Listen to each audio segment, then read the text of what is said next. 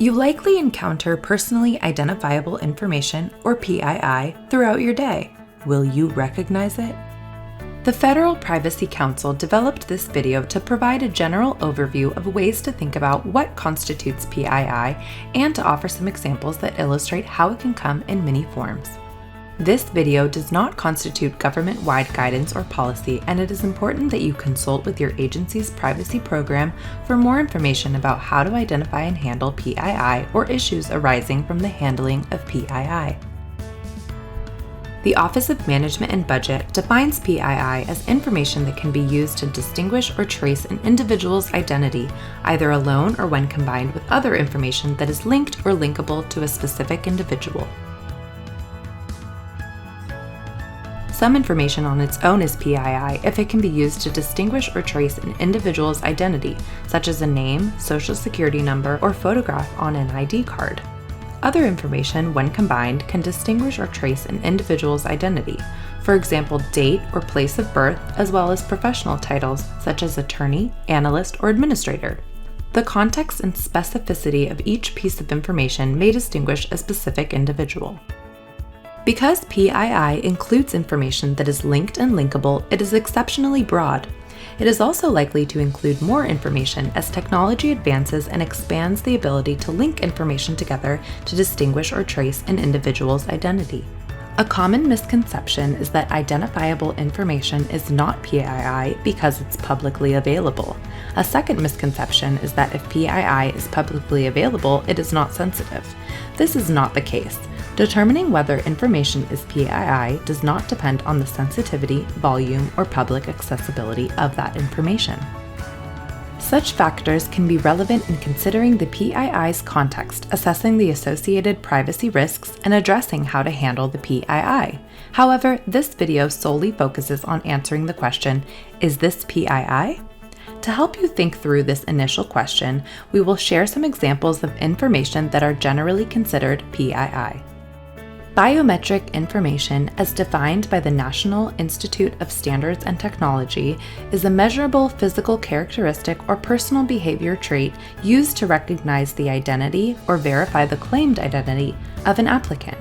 Biometric information is PII because biometrics are measurements related to an individual's unique physical characteristics. Examples of biometric information include facial images, iris scans, DNA, fingerprints and palm prints, retinal scans, gait, electronic signature of an individual's heartbeat, handwriting, and characteristics of one's voice. Biographic information that is used to uniquely identify, contact, or locate an individual based on specific descriptions of the individual's life is PII.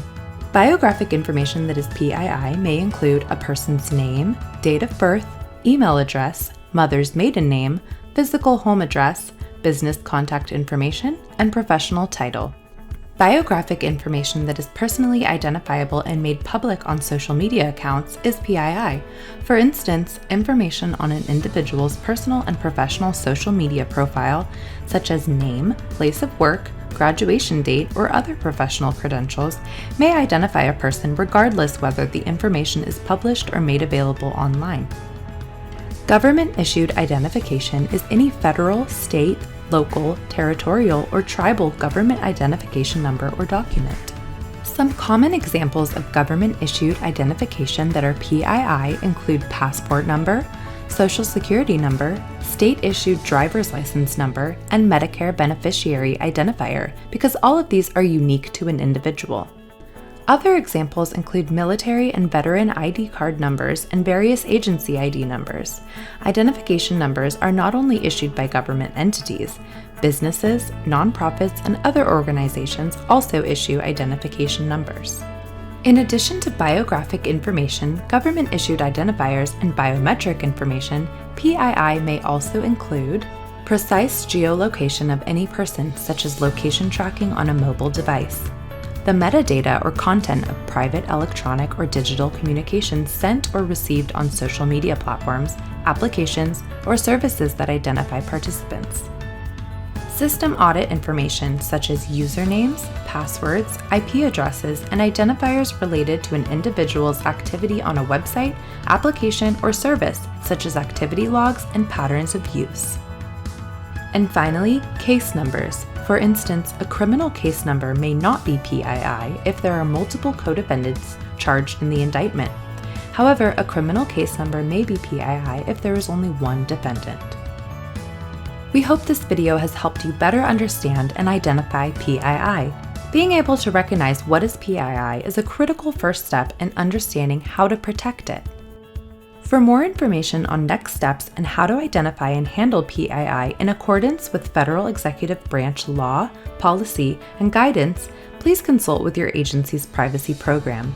For more information and resources about the Federal Privacy Council, please visit www.fpc.gov.